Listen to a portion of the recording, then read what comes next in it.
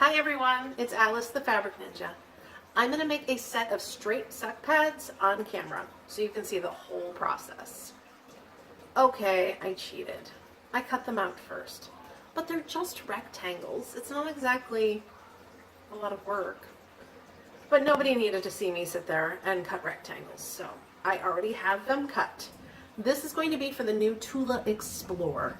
These suck pads are a little bit smaller than standard, and they're not quite small enough to be narrow. I'm going to call them Tula Explore Perfect Fit Suck Pads because they're definitely an in-between size. But when you buy the bib pattern or the hood pattern, you'll get the suck pads with it. There's no need to worry about changing the size of the pattern you have. You're going to get the right pattern, don't worry. And if you don't have a Tula Explore, I have suck pad patterns for every single carrier out there that you can imagine, really. There are wide suck pads for Kinder Pack, and then there is standard for Tula, Lilla Baby, Ergo, MJ. Most of them are going to be standard. And then the narrow ones for Ergo 360, Ergo Omni 360, and Eddie Bauer. And now there's going to be an in-between size with these Tula Explore Perfect Fit. Now if you have a Lenny Lamb, I haven't mentioned that. So you can use the standard size suck pads and just move the snaps out so they're 1/4 of an inch from the edge instead of 1/2 an inch from the edge. And that makes them the perfect size for Lenny Lamb. And I'll make sure to leave all of that information in the comments below. But let's get sewing. I said I have all of my pieces already cut out, so let me show you. I have one of that, two of that, and now I have one Zorb and two Zorb, and then I have my other side, which is Dory. And then the last one. Now I've dropped it. Found it. Last one. The other side of Dory. So I'm going to turn you around so you can actually see my work surface and all the pieces. Oh, just real quick, let's talk about Zorb. Zorb. I love Zorb. So Zorb is made by the company Wazoo. You know, it's kind of a crazy name, but W-A-Z-O-O-D-L-E, Wazoo. And this fiber is super, super absorbent. It absorbs 10 times its weight in water. You can get away with 1 or 2 layers of this in a cloth diaper for a kiddo, and wow, it absorbs so much. You can also use it in feminine hygiene pads or bibs. And I really, really like it in suck pads and bibs. Now, if you ever have problems with it absorbing enough, just run it through your washing machine. It probably hasn't been activated enough if you just got them or have just started using your accessories. Or you have some fabric softener in your washing machine and it got a little coated. So just run them through the washing machine again without any fabric softener, and their absorbency should really just pick back up. So let's get started. So, fair warning, my children are home. They are playing video games with their dad, and my sewing machine is currently right next to a sump pump, and it's very wet outside. So if you hear sounds like it's raining, or all of a sudden a loud slurping noise, that's my sump pump. Sorry. Okay, let's get this laid out. So we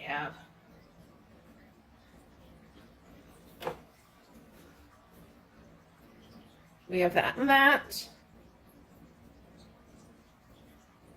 Now these are going to go right sides together.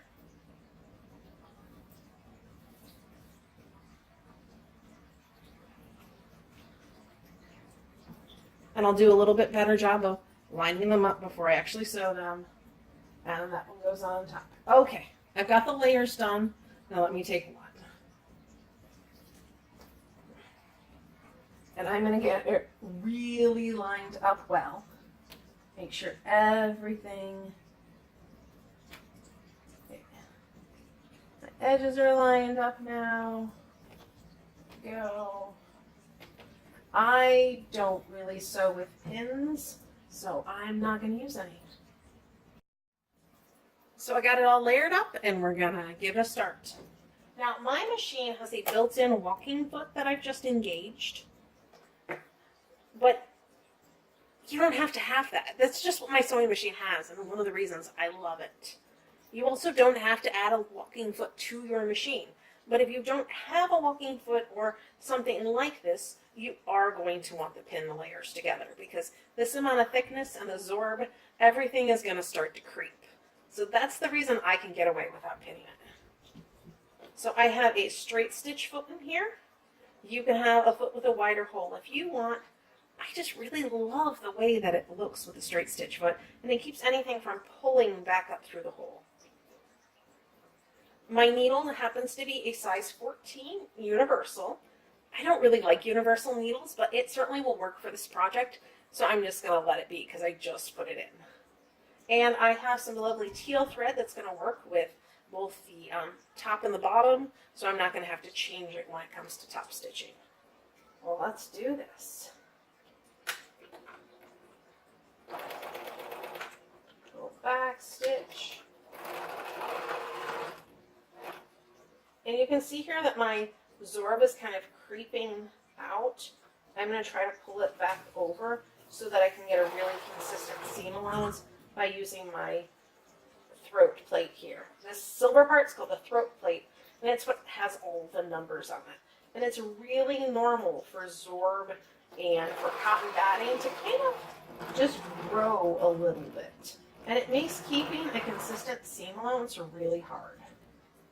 So I sewed off the end there, and then I did this little trick where I fold the edge before I start going the other way. This makes the points really crisp, and you don't actually have to trim diagonally at the corners to reduce bulk because it allows everything to lay flat. So on this side, you see my zorb has grown. It's just kind of the way it works. I'll do my best to keep a consistent seam allowance by eyeballing that first little bit.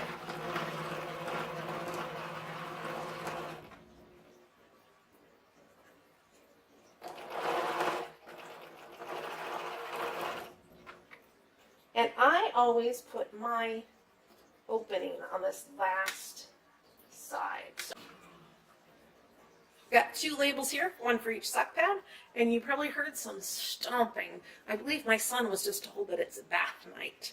I know, so terrible. Everything is drama with 5-year-olds.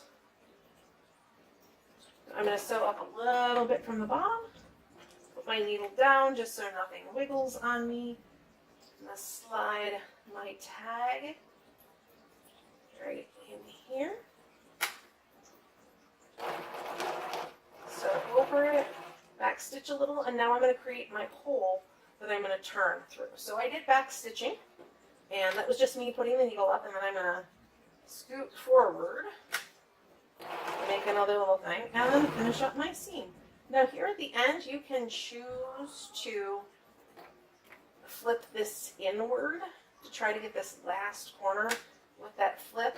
It doesn't always happen. Don't worry about it. Clipping one corner is definitely better than clipping 3. So here we go, the first one. I'm going to throw that up there. We're going to do the next. Zorb. First layer. I am sorry if this is out of the camera screen, but it will be back soon, I swear. And the last layer. Making sure everything is very well lined up. Okay. There we go. I'm just going to check that corner, make sure nothing creeped, and then we can get started. So when you're sewing with something this thick, and if you're sewing with something this thick and all of a sudden you realize that there's a ton of loops on the bottom, probably what happened is you forgot to put down your presser foot.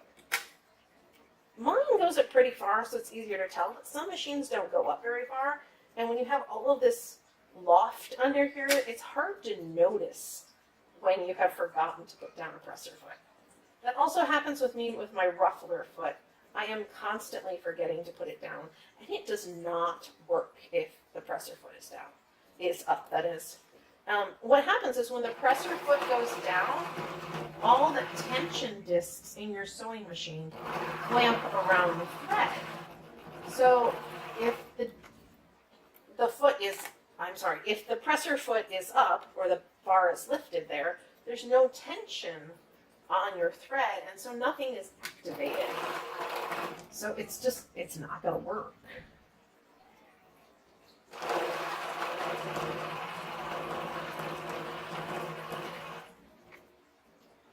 Strictly speaking, I don't have to backstitch if I'm going to cross the stitches like this, but it is a really good habit to make sure you do, because when you actually need a backstitch, you'll be glad it's there. And you would hate to forget a backstitch when you actually need one. So again, I'm on my last side here. I'm going to tuck that down. And I like putting my tags at the bottom, so I'm going to go a little ways. I'm going to skip, and that's going to be my turning hole. Go a little ways. Put my needle down so I can raise everything up. And I'm going to slide my tag right inside here. And if I can get this last edge to turn up, go for it. If I can't, not worry about it. Awesome. The sewing part is, well, the initial sewing part is done. We still have to do the top stitching. But let's get these turned right side out. Let me make sure you can see what I am doing.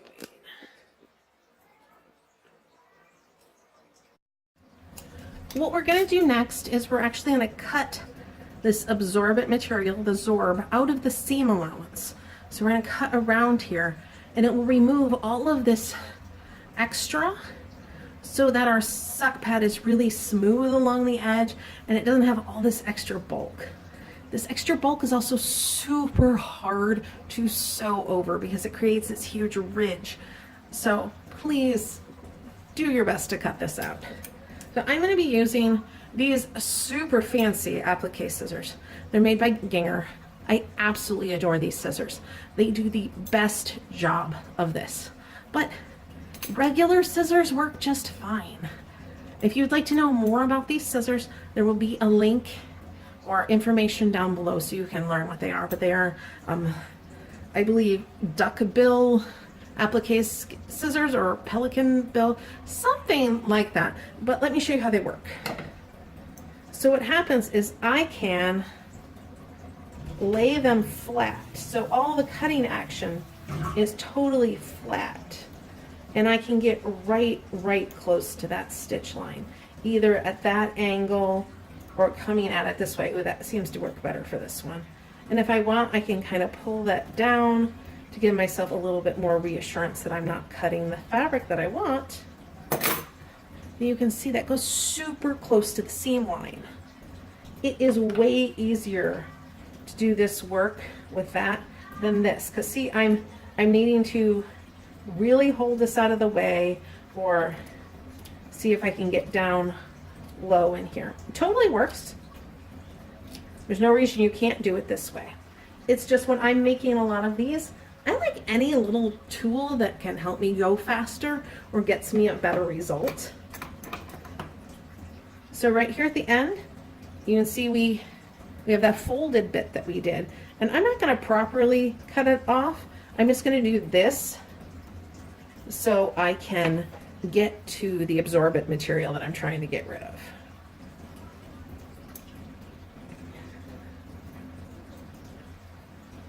I'm going to do this all the way around.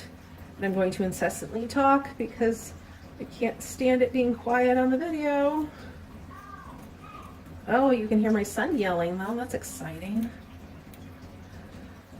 I wonder if he got a bath time reprieve. Doubtful. So while I'm cutting around in a circle, let me tell you a little bit more about me.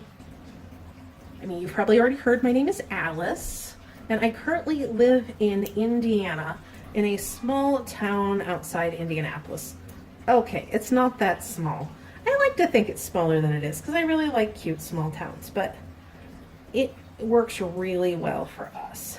When I met my husband, he actually already had a house here, and so we ended up living here, and I really like the town.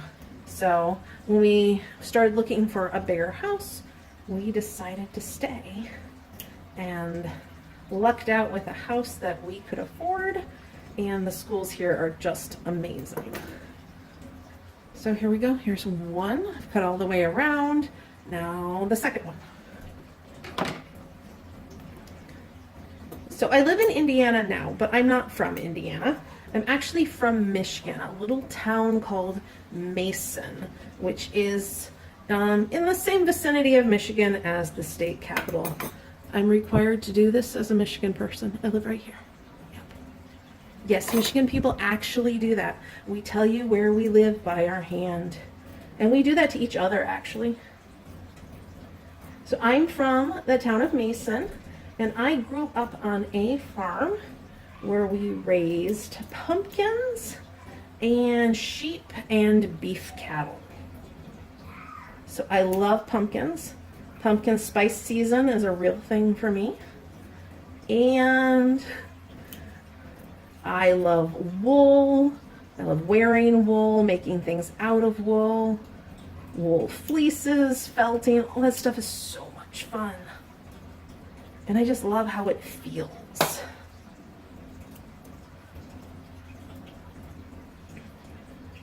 So I have 2 kids.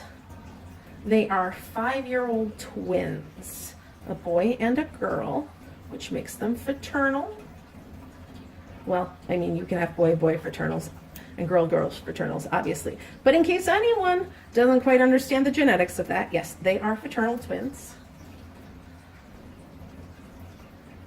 And I'm sure somebody out there is going to be like, but how do you find time to sew with twins? I mean, it's hard. Let's be honest.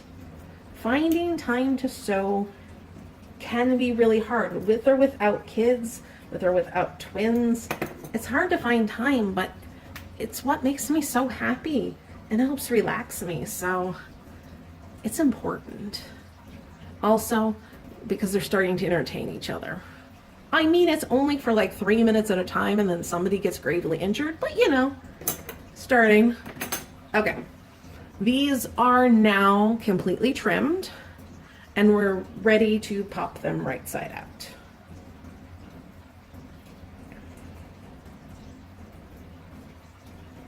So I go right in here. This hole is maybe a little too small, but we're gonna deal with it anyway. So I go all the way to the other side, and I'm gonna do these corners first. I'm gonna actually pull it all the way through here, and then I'm gonna go to the next corner. And this is me basically popping the corners to get really good square corners. You can't really see what I did there. It's harder to pop these last 2 corners because they're right next to the hole, but I always try either way. And that last one's not gonna happen. Okay. So the easiest way to turn them is to go as far as you absolutely can and start from that corner and pull your way through. If you hear a couple of stitches pop, I've told you already, I just hit my sewing machine. That was great. I made that hole too small. It should be about 3 inches, and I think I made it about 2 inches. Yeah, definitely too small.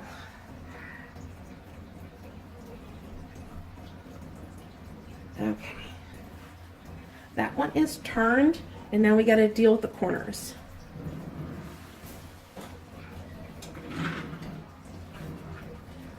Doing that fancy turning trick definitely helps, but you still got to do the last bit. I am using a seam ripper.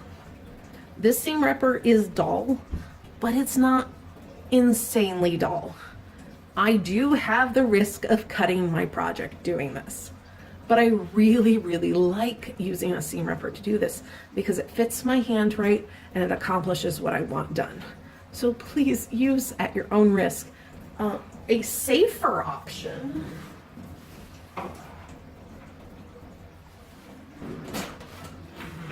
I just went and got a pencil or a chopstick. A safer option is to stick it through the hole to the other end and slowly work out the point. But it just doesn't give me the results I want. I want to be able to go in here and pull that point. That's what I want.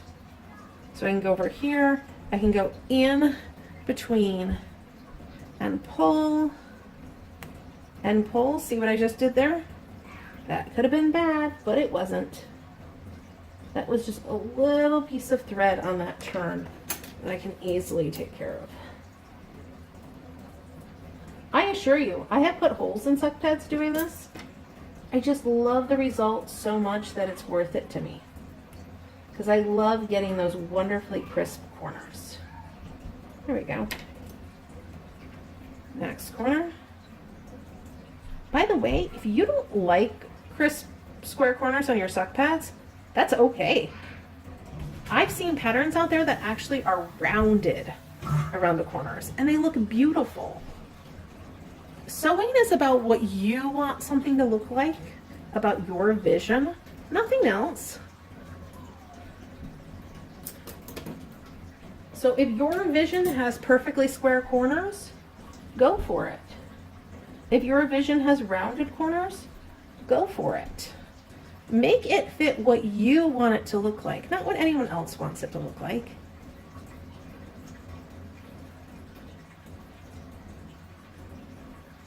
I feel this way about fashion too, obviously. You want to look the way you want to look. You don't need to look like anyone else except yourself. Okay. So this one is turned. The corners are all nice and neat. And now I have one more to turn.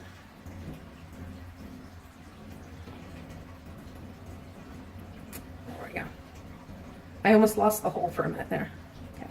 I'm gonna go back to this corner here, but because I can see that I left a little too much fluff on there and that was gonna cause me some problems, which is what I think was going on with the other one, is that I didn't spend enough time defluffing my corners, because that's totally a technical term, right? Defluffing. There we go, that's better. Okay, let's go in, same process again, all the way to the other end. This one here, you know, it was turned the one way. I'm going to turn it the other way, and then I'm going to pop it through. Get all those pieces to lay right. Other corner. If you don't want to do this folding, popping thing, just cut your corners diagonally to reduce bulk. It's okay. Someday you may find that this is the right technique for you to do something with, or you may decide that you just really hate this technique. That's fine. Everyone does things different ways, and all I can do is show you mine. Okay, let's get this turned.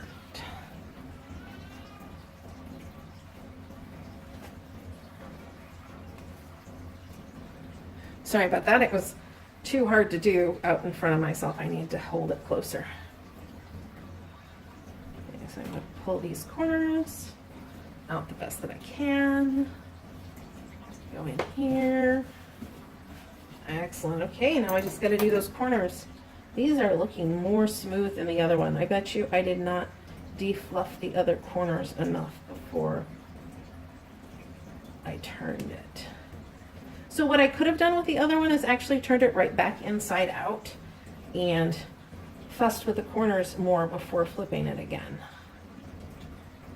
I could have also just decided that I was okay with more rounded corners. But that's not my nature.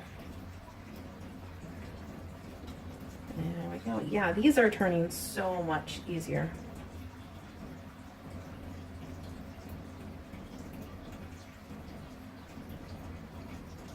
Okay, there we go. Okay, now I need to iron them.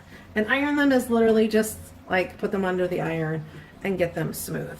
They're already really almost holding their own press. I guess I could get away with not pressing them, but I wouldn't want to teach you bad habits.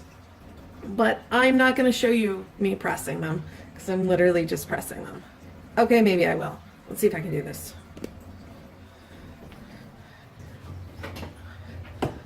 Now you get to see the horrific mess on the way to the ironing board. That was awful. My children have taken up playing in my sewing area while I work, and has led to some very interesting things in my playroom. There was a castle and some Disney princesses and a penguin that I found by my foot today. That was super exciting. Okay, so I've done the basic press, but now we need to deal with the opening. Let me see if I can get this to hold still.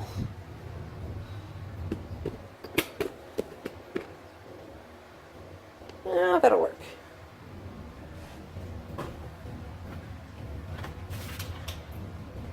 Okay, so what I do with my opening is I push the edges together as best I can, basically where the seam was, and then I press it.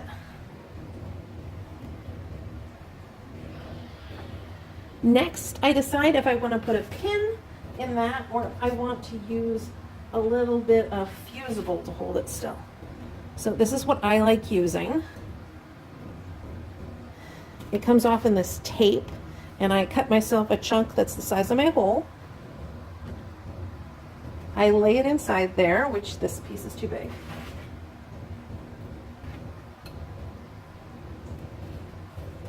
I'm going to lay it inside there, and then I'm actually going to put my arm in the way so you can't see anything. That's exciting.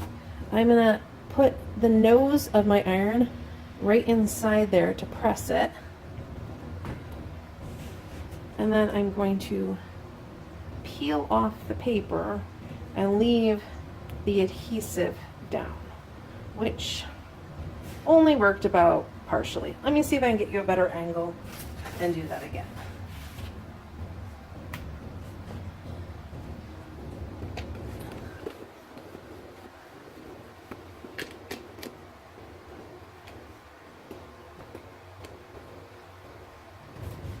Okay, so we're gonna cut the piece. I'm gonna lay it inside where it needs to go.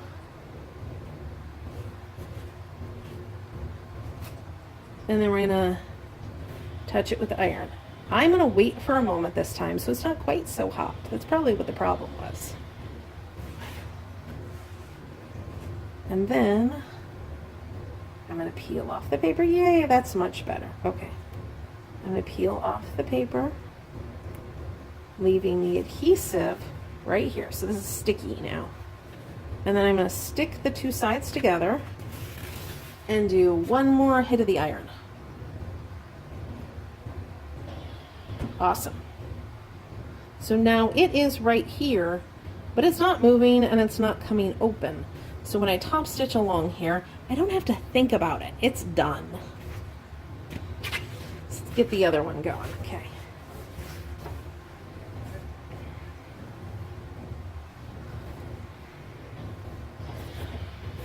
Okay, now we take the opening and then lay everything super flat. Got an extra thread here.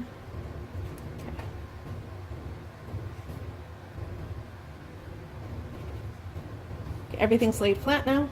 I'm going to press so everything's aligned the way I want it. Now grab a piece of tape here. Cut it. Again, this is Easy Steam 2 by Pellon. I got this package like 4 years ago. It's just an amazing quantity of it in there, especially if all you're doing is this. Now, if you were using it to maybe hem a whole skirt, you would go through it a lot quicker, but I'm really just using it to close turning holes so that I don't have to think about them while I'm sewing. I'm going to place that right in there. I try to get it pretty close to the edge, but in the end it doesn't really matter. So here it is inside. I'm going to wait for it to cool this time.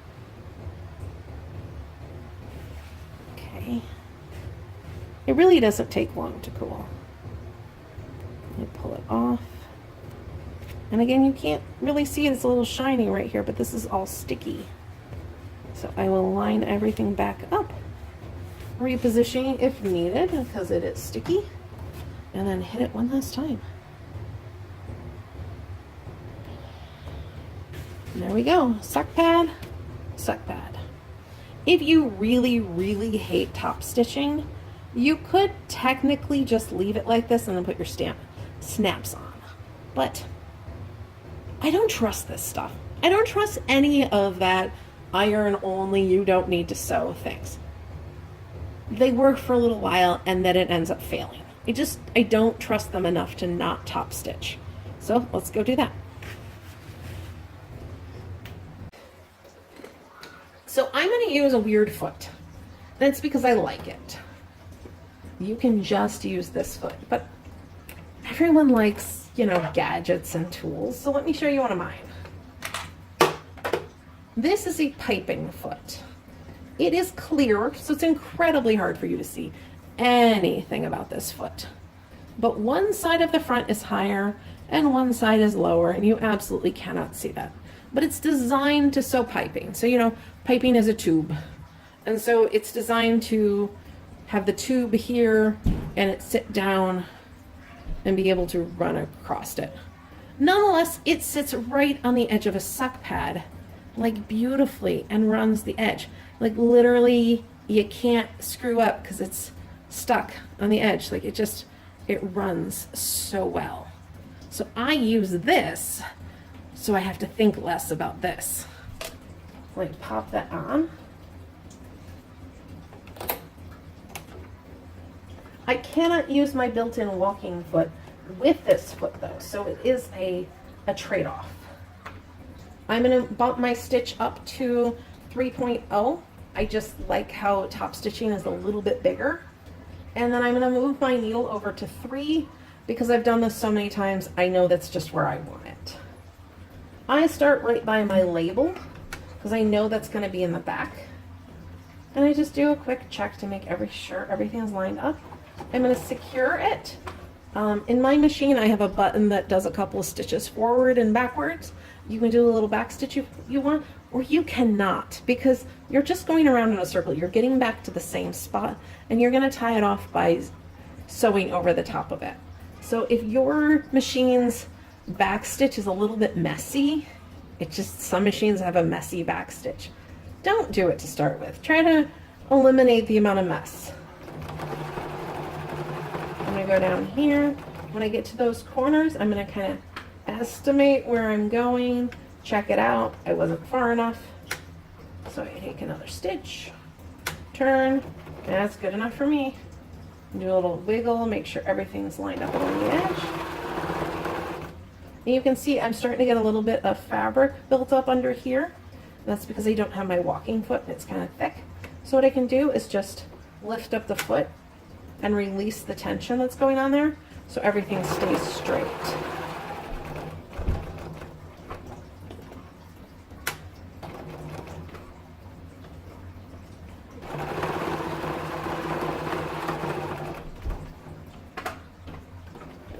Did I go too far? No, I didn't. I won. So again, I have a little bit of fabric built up there. I'm just going to scooch it to the back and come around here to my front. At this point, I normally end up chopping my threads off because I'm going to be coming back to them in a moment. I have a little thread disaster going on over here.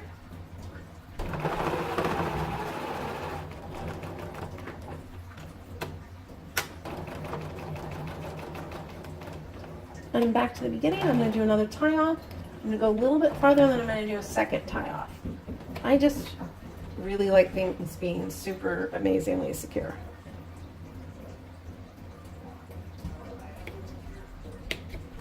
Clip. There we go. You may have noticed I just clipped on the front and it clipped on the back.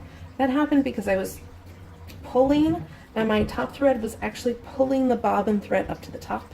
Just randomly happens sometimes, but you can do that on purpose if you want to. You can pull your top thread and have the bobbin thread pull it through. So here we go, the front or the back, whichever one you want to pretend is which. And here is the other side. Okay, last part. Again, I'm going to start near my tag. This is just a habit that I have. I find it's really nice to have habits when you sew because it takes some of the decision making out of it.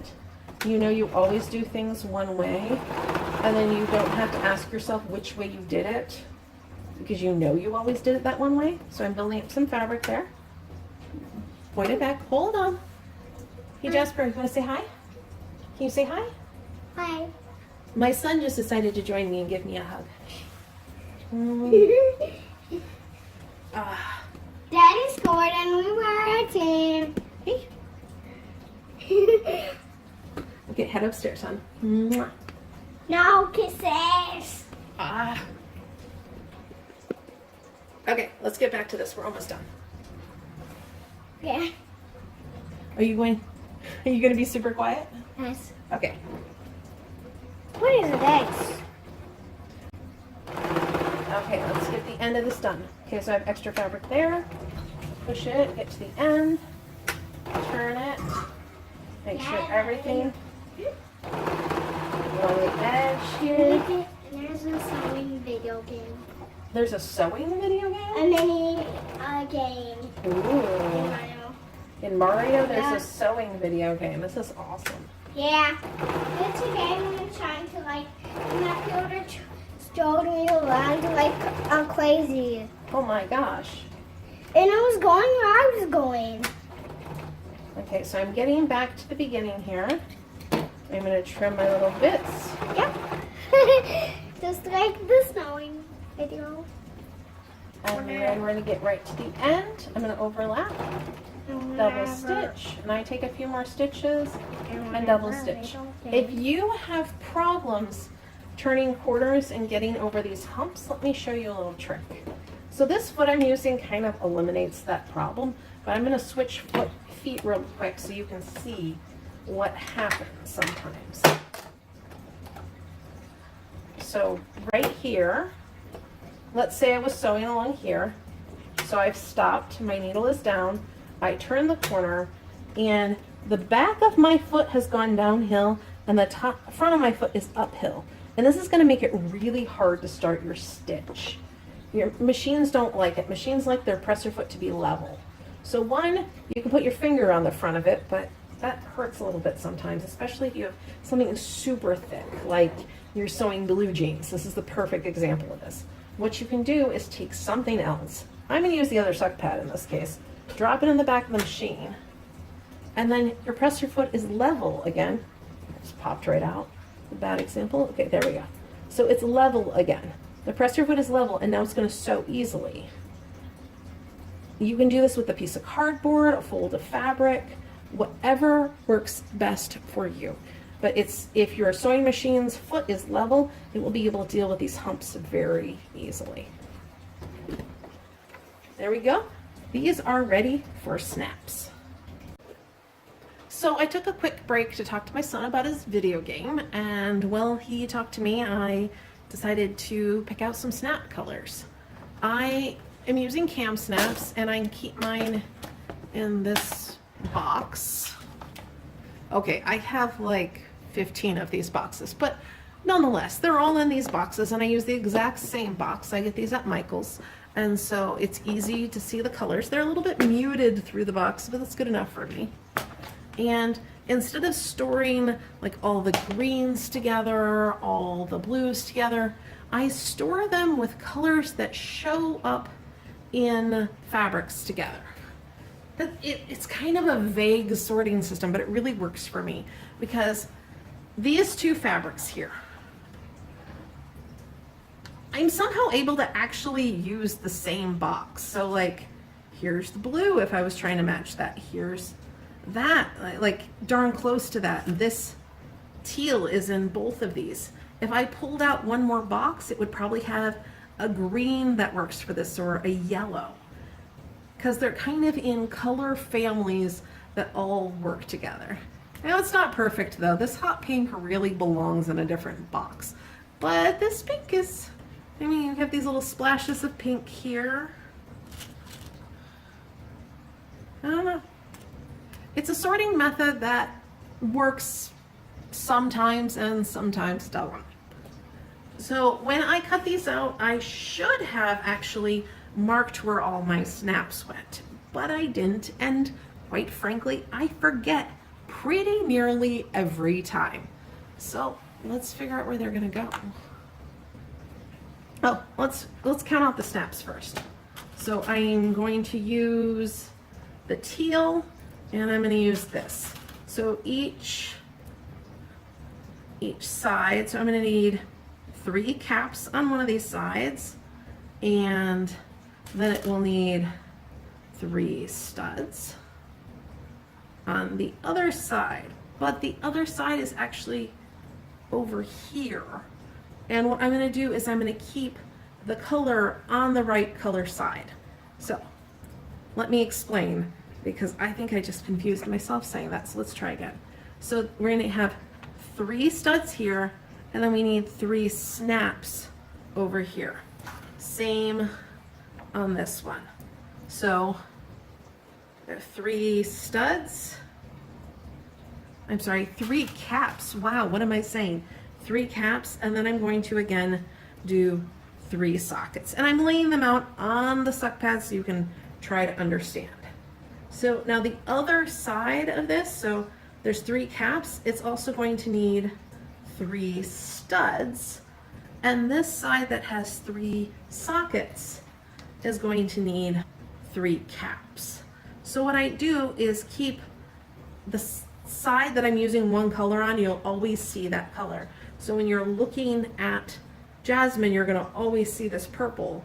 And when you're looking at Nemo, you're always going to see, or not see as the case may be for blending in, the teal. So 3 there, and then I'm going to need 3 of those studs. Okay. And I'll close it. You have to remember to close the boxes. So here we go. We have all we need for all the sides. And now I'm going to push it all away and then get confused while I do it. I have yet to truly find a method to make sure that I don't screw up, but I do decently well. So this is a snap press from Cam Snap. You can absolutely use hand pliers. My hands hurt after I do these for a while, so I tend to just use my enormous press. But if you're only doing a pair or 2, just use the hand pliers. They work really well. So I'm going to start here, and my snaps go a 1/2 inch from this edge and a 1/2 inch from that edge, which is right here. And I know that because I've eyeballed it so many times because I constantly forget to actually measure it. But we have, a measuring chart right here in front of me, so I can see it's a 1/2 inch and a 1/2 inch. I got it right. And you're going to do that the other corner as well. 1/2 inch and 1/2 inch is right there. And I don't do this to the center. I'm going to mark that by folding. Do this. So I don't try to eyeball the center. I just fold it and I put that in, and then I always flatten it out again before I actually press this all the way through. And I could see my mark. But if I don't flatten it out again, holes end up in weird spots. So the first round I'm going to put in the studs, and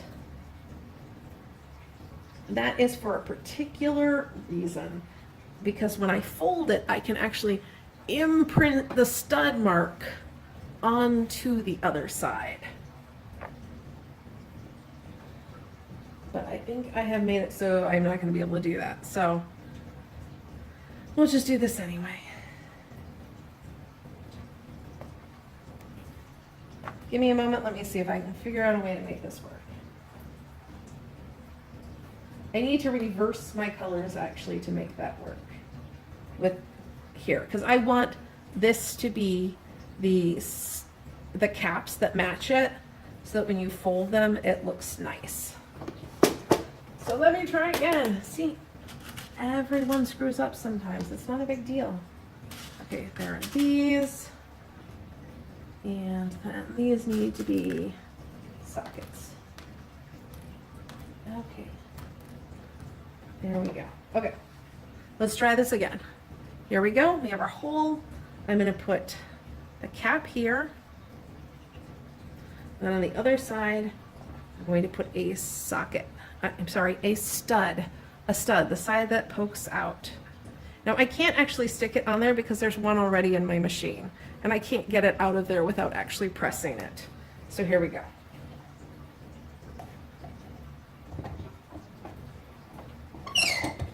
And it's the wrong color, but oh well.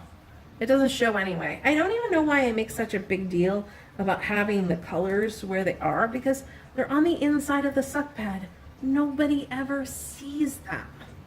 But it's something I like. It's those little things that you do for yourself that you see and nobody else sees. I just adore making the colors match like that. So the last one here in the center.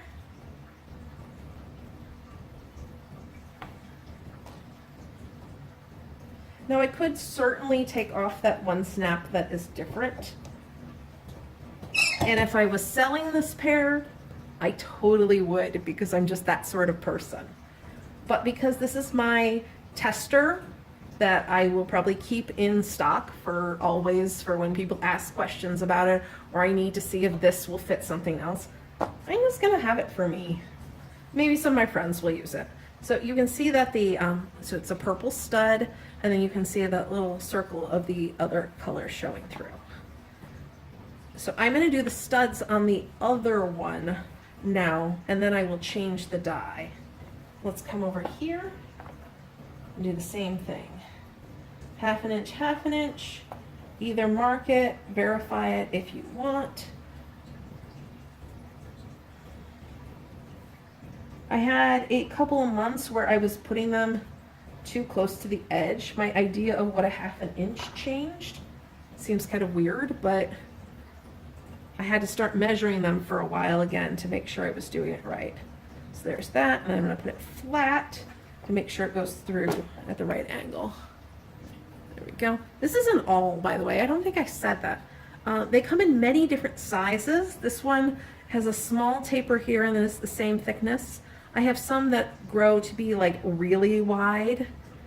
You want to be using an awl and not cutting a hole, because it will make your snap stronger. Now, if you're cutting literally like the tiniest little hole, for example, if you're using the SVG file that cuts a tiny hole to mark this on your fabric, it's so tiny. It's not going to cause trouble. But people who cut out a big chunk in the center, that gives your snap less to grab onto, and in the end will make everything just not as sturdy. You'll have a better chance of your snap falling out or your fabric raveling. So if at all possible, use an awl or use the SVG file that cuts a hole that's like 2 millimeters. Super tiny. So another way that I can check the placement of my snap is that I know that this is a 1/4 inch from the edge. Okay, it doesn't look like a full 1/4 inch, but there's this thing called the fold of the fabric. So actually from my seam line to this, it's actually a 1/4 inch, but that fabric goes into the edge. And then I know that this snap is a half an inch wide, which means the center is at a 1/4 inch. So if this snap, when it's in, just touches my stitching line, I know that it's a half an inch from the fold. And you can see here and there, it is a little bit far. I think we'll live. Because these will stretch a little bit, their fabric, and your carrier is a little bit squishy. So if yours are not exactly half an inch, again, don't fret about it. They're gonna work. They're gonna be close enough. Okay, I have all the studs in, and now we're gonna do the sockets. I have to change the die. So you look at this, there's a center here that when you push, it plunges, but I can't do it by hand because it's really super hard to move. And I'm going to switch it out for the socket die. Your hand pliers may not have a different die. Some of them use the same die to do both sides, and that is totally cool. Don't worry about it. So to mark the other side, what I do is I fold it, align the edge, and then all those spots that have the sockets on them, I press. And then I open it up really quick, and I see where it pressed. I can see one there, and I mark it. And then I do it again. I line up the edge real well. I press it down, and I see where the circle was, and I mark it.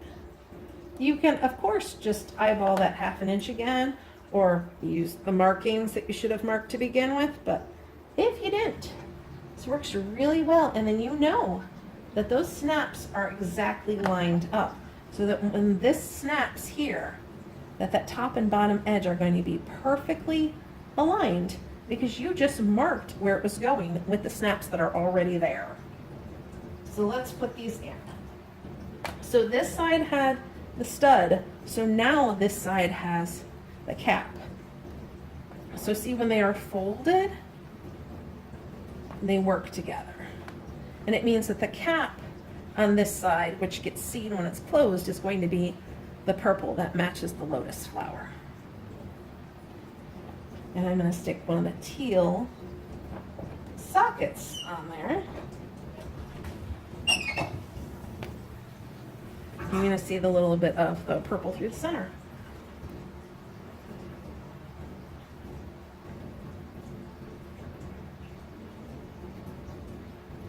So I have no idea how long this video is at this point, and certainly it would have been less long if I wasn't gabbing so much, but all in all, you can see that suck pads do not take long to make.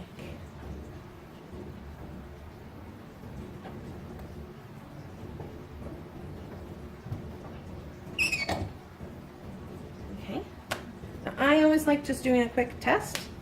I want to make sure I hear that snapping sound. Snap. And the one in the center. Snap. So I know that they're all pressed down and they're going to stay. And this one I have it so Dory shows up right on the front. Now let's do the last one. Again, we fold it in half and make sure those edges are aligned. I press down real hard, and then I go and I look for the spots. There it is. Certainly not something that's going to show up on camera. Go to the other end. Press. Look for the spot.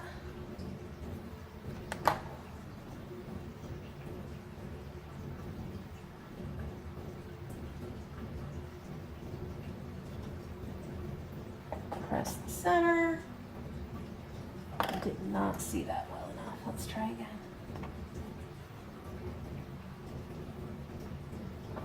There we go. You press down on a table, sometimes you get a better registration mark. Well, let's get these last few snaps in. So the sockets are up here. So the cap is going to go on this side. The studs are up. What am I saying? I keep getting these all messed up when I'm talking. So the stud is the pokey outside. That is this business end, or the side that does work, that sticks upward. It's called the stud. You can also refer to it as the male side. And the socket is the part that goes inward, or the female side. Whoops, I was about to stick the wrong color on there.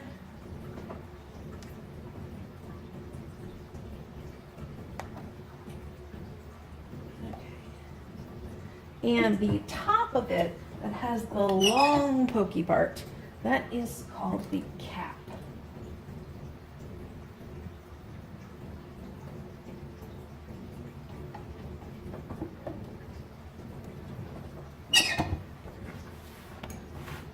Go. Fold it together. Make sure I hear all those snaps. Snap. Snap. Snap. Oh, that's cute. That has Nemo. There we go. suck pads for your baby carrier. And I'll make sure to stick a picture at the end of these on the Tula Explore. Make sure to look for the pattern coming out soon. And if you have a different baby carrier, I have free suck pad patterns for every carrier out there. You can get them at fabricninja.com/free patterns, and that'll get you into the Fabric Ninja freebie library that has all of the patterns, not just suck pads. There's a bunch of other patterns out there too. There's some cute dragon spikes, dinosaur spikes, and some SVG files, and a cleaning sewing machine cleaning log. So make sure you check it out. Thank you for sewing with me today. Bye.